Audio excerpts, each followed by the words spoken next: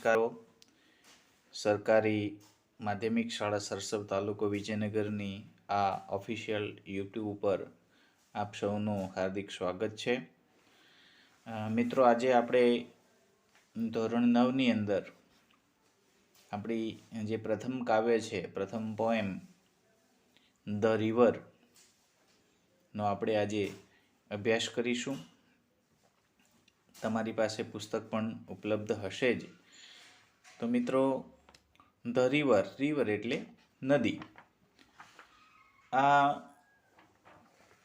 પ્રસ્તુત કાવ્યની અંદર આપણને નદી વિશે કેટલીક વાતો અહીંયા કવિએ જણાવી છે, તો એનો આપણે અભ્યાસ કરીએ. River river little river.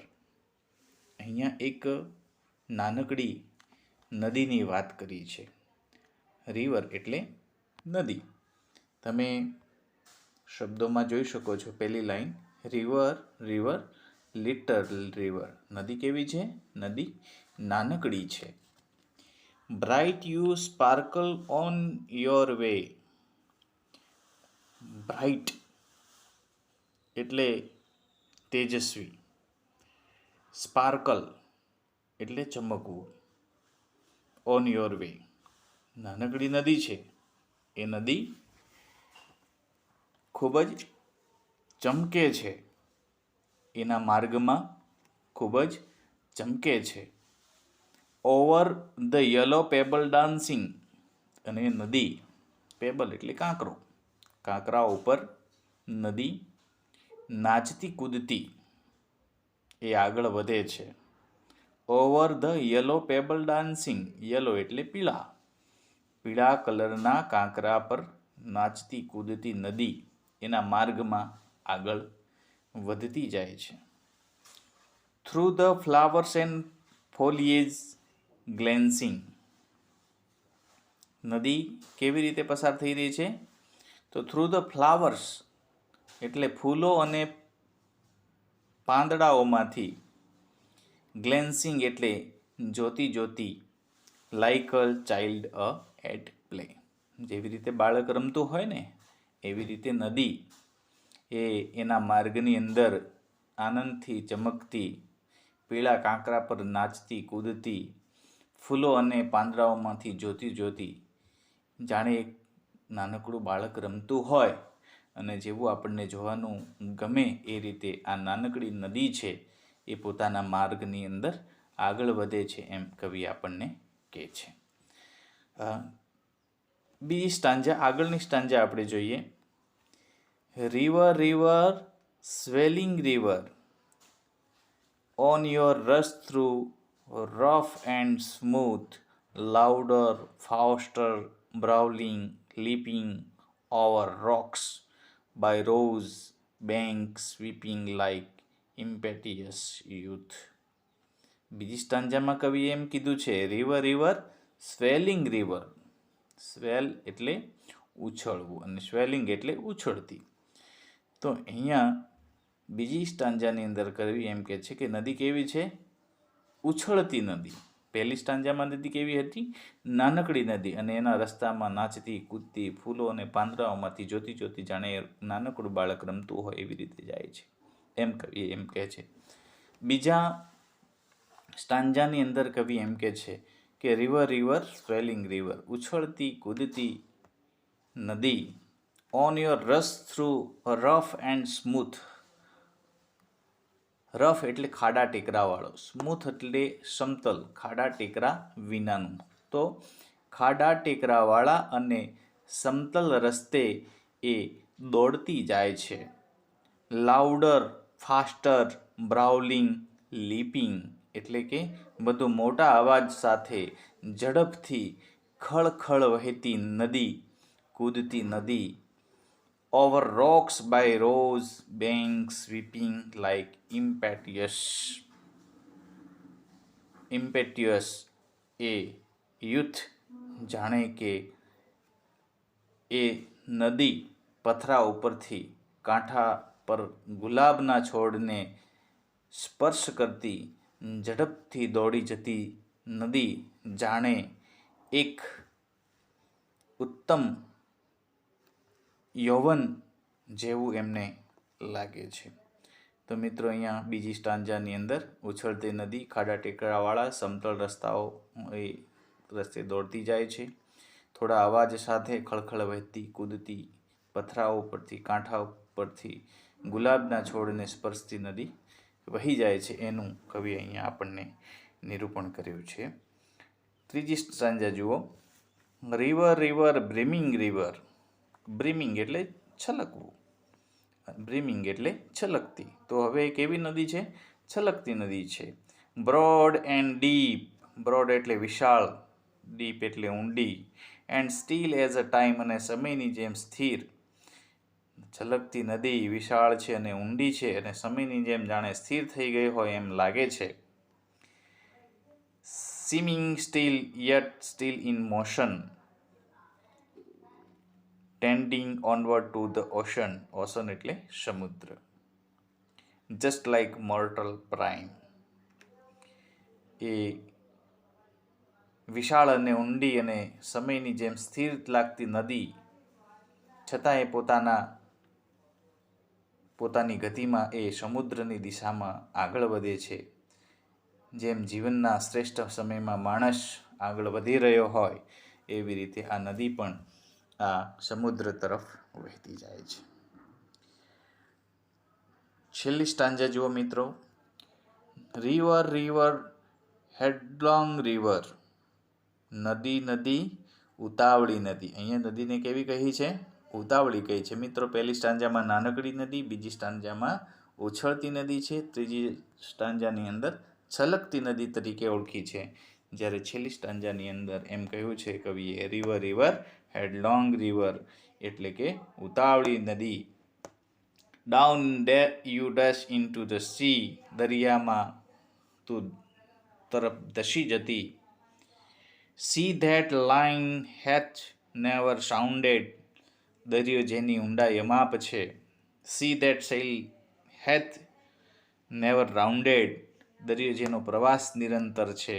Like eternity. Eternity એટલે અનંતકાળ, શાશ્વત એટલે કે જાણે એ છેલ્લે નદી એ અનંતકાળ સુધી વહેતી હોય એમ એ દરિયાની અંદર સમાઈ જાય છે એમ આ કાવ્યની અંદર આપણને કવિ કહ્યું છે.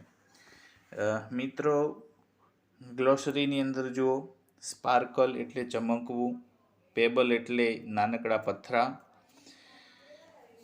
ફોલિયેજ એટલે પાંદડા, બ્રાઉલિંગ એટલે ફાઇટિંગ ઓર સ્ટ્રગલિંગ એટલે સંઘર્ષ કરતી, લીપિંગ એટલે કૂદતી, જમ્પિંગ કરતી, ઇમ્પેટિયસ એટલે વિથ ફોર્સ એટલે તીવ્રતા સાથે, બ્રિમિંગ એટલે completely full, and tending means be incline two.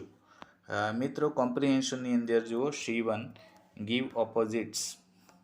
તો મિત્રો તમારે અહીંયા ઓપોઝિટ શબ્દ લખવાના હશે. ઓપોઝિટ મીન્સ વિરુદ્ધાર્થી શબ્દો. પહેલો શબ્દ છે લાઉડર. લાઉડરનો વિરુદ્ધાર્થી શબ્દ થશે સોફ્ટર. બીજો છે ફાસ્ટર. ફાસ્ટરનો ઓપોઝિટ થશે સ્લોઅર. ત્રીજો પ્રશ્ન છે બ્રોડ. બ્રોડ એટલે પહોળું અને એનું ઓપોઝિટ એટલે વિરુદ્ધાર્થી થશે નેરો. નેરો એટલે સાંકડું. એના પછીનો શબ્દ છે ડીપ. ડીપ એટલે ઊંડું અને એનો ઓપોઝિટ શબ્દ છે શેલો. શેલો એટલે સાંકડું. વાઇડર. વાઇડર એટલે પહોળું, એનું ઓપોઝિટ શબ્દ છે નેરોઅર. એના પછી છે એડ અ રાઇમિંગ વર્ડ્સ. મિત્રો આ વસ્તુ ખૂબ જ અગત્યની છે. પરીક્ષાની અંદર એક ગુણની અંદર આ રાઇમિંગ વર્ડ્સ પૂછાતા હોય છે.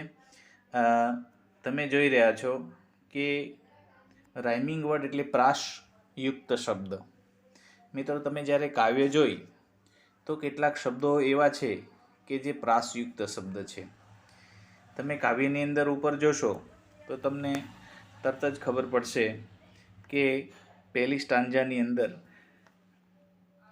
અહીંયા ડાન્સિંગ શબ્દ છે એ ગ્લેન્સિંગ શબ્દ સાથે પ્રાસ ધરાવે છે.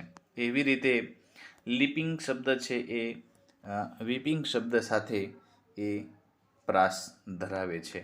તો મિત્રો અહીંયા પ્રાસયુક્ત શબ્દ જે છે, હવે આ સ્ટાન્જાની અંદર જુઓ, ત્રીજી સ્ટાન્જાની અંદર જુઓ મોશન અને ઓશન, ચોથી લીટીના ત્રીજી ચોથી લીટીનો છેલ્લા બે શબ્દો છે.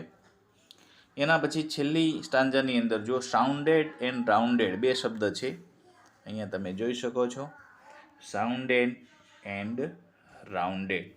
આ જે છેલ્લા બે શબ્દો છે એ પ્રાસ તત્વ ધરાવે છે, એટલે એમને આપણે અંગ્રેજીમાં રાઇમિંગ વર્ડ્સ તરીકે ઓળખીશું. મિત્રો પરીક્ષામાં 1 ગુણની અંદર પૂછાઈ શકે છે આવા પ્રકારના પ્રશ્નો. એના પછી છે answer the question, exercise number 3, answer the questions. મિત્રો પહેલો પ્રશ્ન તમને એવો પૂછ્યો છે કે what is the destination of river. તો મિત્રો what is the destination of the river, કે નદીનું છેલ્લું સ્થાન, એટલે નદી ક્યાં કોને જઈને મળે છે, એની છેલ્લી અવસ્થા શું, એ કોને જઈને મળે છે. તો કાવ્યની અંદર આપણે જોયું the ocean is the destination of the river. અહીંયા બીજો પ્રશ્ન છે why does the poet compare the river with a child in the first stanza. પહેલી જે આ પ્રશ્નનો જવાબ આપણને પહેલી સ્ટાન્જામાંથી મળશે. સ્ટાન્જા એટલે કાવ્ય પંક્તિઓનો સમૂહ. મિત્રો why does the poet compare the river with a child in the first stanza. તો પહેલી કવિ નદીને બાળક સાથે શા માટે સરખાવે છે. તો મિત્રો આપણે પહેલાં જોયું કે જે નદી છે એ નાનકડી નદી છે, એના માર્ગની અંદર કૂદતી નાચતી પીળા કાંકરાઓ પર નાચતી કૂદતી આગળ વધે છે, જાણે એક બાળક રમતું હોય એવી વાત આપણે કરી હતી. તો એનો એ જવાબ છે the poet feel like that a playful child. The river sparkles bright as its flows dance over the pebbles and glance through flowers and foliage. ત્રીજો પ્રશ્ન છે describe the movement of the river. Describe the movement of river. નદી વિશે થોડી આપણે અહીંયા માહિતી આપવાની છે, કેવી રીતે આગળ વધે છે એની વાત આ પ્રશ્નની અંદર કરવાની છે. તો the river swells and rushes on louder and faster. It is brawling and leaping over the rocks. પથ્થરો ઉપરથી કૂદતી જાય છે, ઝડપથી જાય છે, મોટા અવાજ સાથે જાય છે. It is sweeping by the rose banks like careless youth. જેવી રીતે એક યુવાન માણસનું યૌવન જેવું હોય એમ એ સ્વીપિંગ કરતી નદી કિનારાના રોઝ એટલે કે ગુલાબ સાથે ગુલાબને સ્પર્શ કરતી દરિયા તરફ આગળ વધે છે, એવું આપણે લખી શકીએ છીએ. મિત્રો ચોથો પ્રશ્ન છે why does the poet compare the sea with eternity. મિત્રો ઇટર્નિટી એટલે શાશ્વત, અનંતકાળ. તો શા માટે કવિ આ નદીને દરિયાને અનંતકાળ શાશ્વતી કહ્યો છે. તો મિત્રો અહીંયા કહેવાનો મતલબ એવો છે કે the sea can never be measured. દરિયો ક્યારેય માપી શકાતો નથી. It is endless. So the poet compare it with eternity. દરિયાને કોની સાથે, ઇટર્નિટી સાથે શા માટે સરખાવ્યો છે. તો દરિયો એ શાશ્વત છે, અનંતકાળ છે માટે. મિત્રો પાંચમો પ્રશ્ન જોઈએ what does the world still mean in swimming till yet still in motion. What does the word still means in swimming still yet still in motion. તો એનો જવાબ છે મોશનલેસ. યટ શબ્દનો જે મિનિંગ છે એ થશે ઇવન નાઉ. તો મિત્રો આ સાથે આ કાવ્ય આપણે પૂરી કરીએ છીએ. પરીક્ષાની અંદર રાઇમિંગ વર્ડ્સ પૂછાશે. 1-2 ગુણના નાનકડા પ્રશ્નો પણ આ કાવ્યમાંથી આપણને પૂછાઈ શકે. મિત્રો વારંવાર આ કાવ્યને આપણે એના પ્રશ્નો અને એની સમજૂતી યુટ્યુબના માધ્યમથી એકવાર ડાઉનલોડ કર્યા પછી વારંવાર સાંભળી શકીએ છીએ. આટલું આજના વિડીયોની અંદર આપણે મૂકીએ છીએ. નેક્સ્ટ વિડીયો જોવા માટે યુટ્યુબની જે ચેનલ છે આપણી એને આપણે સબસ્ક્રાઈબ કરતા રહેવાનું છે અને અભ્યાસ કરતા રહેવાનું છે. શાળા બંધ છે, શિક્ષણ બંધ નથી. જય હિન્દ, જય ભારત.